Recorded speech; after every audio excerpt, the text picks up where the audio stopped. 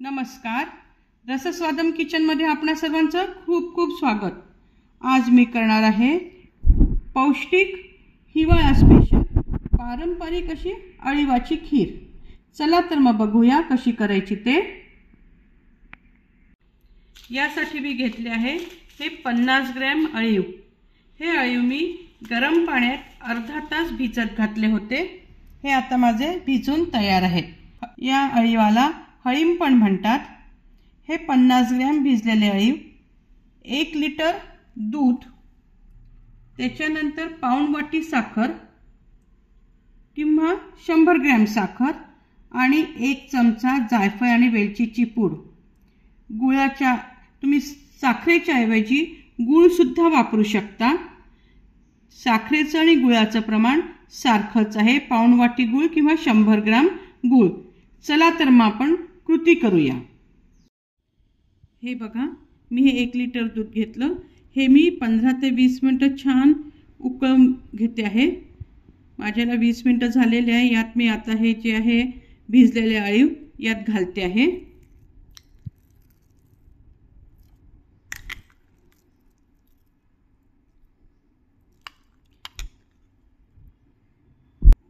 हे अर्धा तास मी गरम पाण्यात भिजत घातले। तुम्ही दुधातही भिजत घालू शकता। या अळीवालांना हलीम पण म्हणतात। हे गरम असल्यामुळे की नाही हे हिवाळ्यातच वापरायचे असतात, उन्हाळ्यात वापरायचे नाही। बाळंतिणीसाठी खूप पौष्टिक असतात। बाळंतिणीचं दूध वाढण्यासाठी म्हणून याचा खूप उपयोग होतो।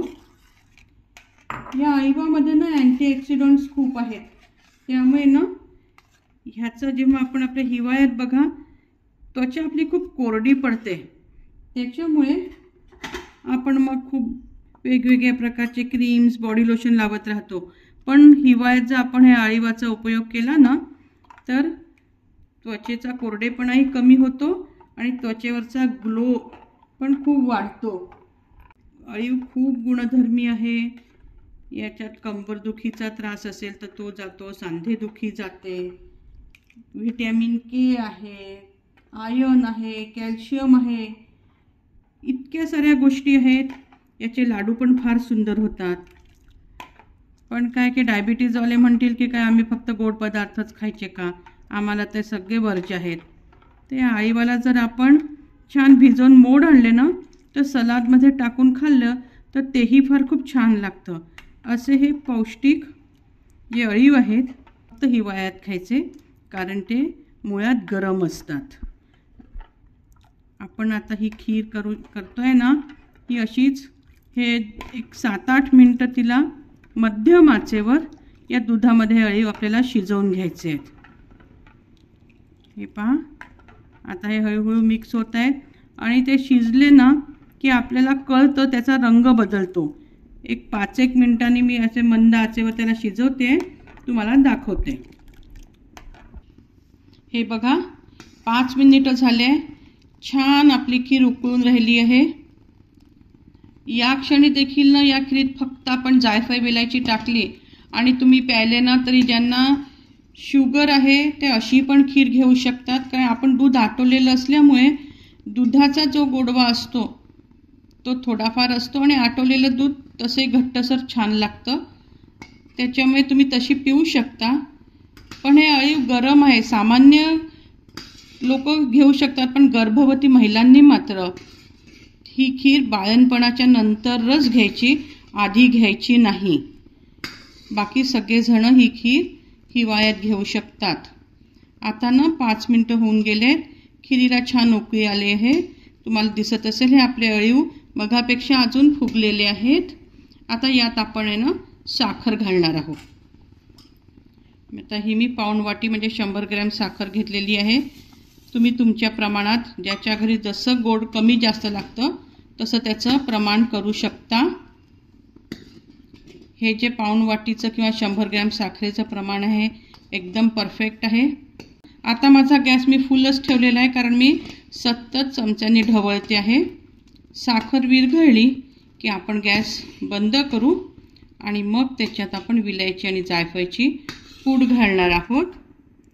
आता 50 ग्रॅम म्हणजे पोहे खाण्याच्या चमच्यांनी हे 7 चमचे माझे अळीव भरलेले आहेत.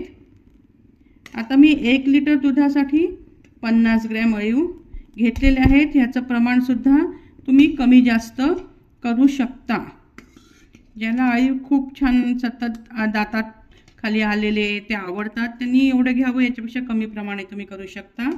हे पहा आपली आता खीर तयार आहे. साखरही विरघळलेली आहे आणि दूध आटवलेलंच आहे, त्याच्यामुळे आता खूप जास्त वेळ ठेवायची गरज नाही.